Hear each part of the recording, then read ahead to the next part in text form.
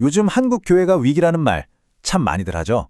그런데 만약 그 해답이 아주 오래된 설계도에 숨어 있다고 하면 어떠실 것 같으세요? 오늘은 바로 그 설계도를 함께 펼쳐보면서 우리 신앙에 어떻게 다시 활력을 불어넣을 수 있을지 이야기해 보려고 합니다. 보세요.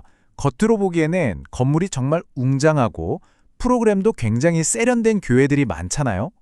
그런데 막상 그 문을 열고 안으로 한 발짝 들어가 보면 겉모습과는 완전히 다른 좀 걱정스러운 현실과 마주하게 된다는 거죠.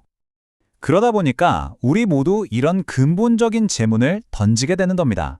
도대체 왜 이렇게 교회의 기초가 흔들리고 있는 걸까? 무엇이 이 내면의 힘을 약하게 만들고 있는 걸까요? 좋습니다. 그럼 지금부터 이 문제를 한번 깊이 파고들어 보죠. 먼저 교회 구조에 나타난 눈에 보이는 균열들, 그러니까 그 증상들부터 하나씩 짚어보겠습니다. 지금 우리가 보고 있는 현상들이 사실 꽤 심각합니다. 예를 들면 신앙은 있지만 교회는 나가지 않는 이른바 가나안 성도들이 계속 늘고 있죠. 그리고 더 큰 문제는 다음 세대인 청년들이 교회를 점점 더 많이 떠나고 있다는 사실이에요. 근데 이런 현상들은요, 사실 표면적인 증상일 뿐이에요. 그 뿌리에는 훨씬 더 깊은 문제가 있습니다. 바로 교회가 그동안 겉으로 보이는 성장에만 너무 집중한 나머지 신앙의 핵심을 체계적으로 가르쳐주는 설계도를 잃어버렸다는 겁니다. 한번 생각해 보세요. 우리가 다음 세대를 교회로 데려오려고 정말 많은 노력을 했잖아요. 피자 파티도 열어주고 재밌는 활동도 많이 만들었죠. 그런데 바로 그 과정에서 정말 중요한 걸 놓친 겁니다. 신앙의 핵심. 바로 그 진리를 제대로 전해주지 못했던 거죠. 네, 맞아요. 세련된 프로그램은 정말 많아졌습니다. 사람들을 바쁘게 하고 즐겁게 하는 활동들로 가득 채웠죠. 하지만 문제는 이 모든 활동을 하나로 꿰어줄 영적인 문법이 빠져 있었다는 겁니다. 이 문법이 없으면 단어만 많이 아는 것과 같아서 제대로 된 문장을 만들 수가 없잖아요. 바로 이겁니다. 이게 정말 중요한 지점이에요. 이렇게 되면 결국 뼈대 없는 신앙이 만들어지는 거예요. 뼈대가 없으니까 어때요? 그냥 감정이나 특별한 경험에만 의존하게 되죠. 그러다가 조금만 힘든 일이 생기거나 어려운 질문을 받으면 그냥 와르르 무너져 버리는 겁니다. 자, 그럼 이제 해결책으로 넘어가 볼까요? 이 문제를 해결할 방법이 완전히 새로운 게 아니라는 게 흥미로운데요. 오히려 아주 오래된 곳에서 그 답을 찾을 수 있습니다. 우리 과거 속에 잠들어 있던 강력한 도구를 다시 발견하는 거죠. 그 해답은 바로 고백하는 교회의 전통을 되살리는 데 있습니다. 이게 뭐냐면 우리는 성경을 통해 정확히 무엇을 믿는가라는 질문에 대해서 교회가 다 함께 아주 명확하고 체계적으로 대답하는 거예요.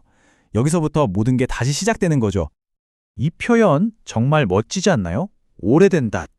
웨스트민스터 신앙고백서 같은 것들이 그냥 오래된 박물관에나 있을 법한 문서가 아니라는 거예요. 오히려 거친 파도가 몰아치는 세상 속에서 교회가 떠내려가지 않도록 꽉 붙잡아주는 아주 튼튼한 닷과 같다는 의미입니다. 이렇게 우리가 같은 믿음을 고백할 때 정말 엄청난 힘이 생겨납니다. 우선 변치 않는 진리 위에 교회가 단단히 서게 되고요. 또 누구 한 사람의 카리스마나 재미있는 프로그램 때문이 아니라 같은 믿음 안에서 진짜 하나가 되는 거죠. 교회의 권위도 자연스럽게 회복되고요. 심지어 시간과 공간을 초월해서 모든 시대의 성도들과 연결되는 그런 깊은 유대감까지 느끼게 됩니다. 자, 그럼 좋습니다. 이 고백하는 신앙, 이론은 알겠는데 이걸 구체적으로 어떻게 우리 교회와 가정에 다시 세울 수 있을까요? 막막하게 느껴지실 수도 있는데 다행히 아주 구체적이고 실천 가능한 3단계 계획이 있습니다. 이 계획의 핵심은 바로 이 세 가지입니다. 강단, 그리고 리더십, 마지막으로 가정. 교회의 가장 중요한 이 세 기둥을 동시에 함께 바로 세우는 거예요. 어느 한 군데만 노력하는 게 아니라 이 모든 곳에서 신앙 고백이 살아 숨쉬게 만드는 거죠. 이게 정말 중요합니다. 이 표를 한번 자세히 보세요. 이 계획이 그냥 뜬구름 잡는 이야기가 아니라 얼마나 현실적인지 알 수 있습니다. 예를 들어 리더십? 그냥 모여서 회의만 하는 게 아니에요. 지금 우리가 내리려는 이 재정 결정이 과연 10계명의 정신에 맞는 걸까? 이런 신학적인 질문을 스스로에게 던져보는 거죠. 가정에서는요, 아주 간단해요. 주보에 이번 주 요리문답 질문 하나 싣는 것부터 시작하는 겁니다. 거창한 이론이 아니라 바로 이런 작은 실천들이 진짜 변화를 만들어내는 거죠. 자, 이제 거의 다 왔습니다. 그렇다면 이 모든 것들이 어떻게 하나로 연결돼서 우리의 실제 삶을 바꿔놓게 되는지 그 마지막 그림을 한번 그려보겠습니다. 모든 것의 시작은 신학입니다. 하나님을 아는 올바른 지식이죠. 그리고 이 지식이 우리 교회가 함께 사용하는 언어, 즉 고백으로 정리됩니다. 자, 그리고 가장 중요한 마지막 단계. 이 고백이 그냥 머리에만 머무는 게 아니라 우리의 매일매일의 삶으로 이어지는 겁니다. 바로 이거죠.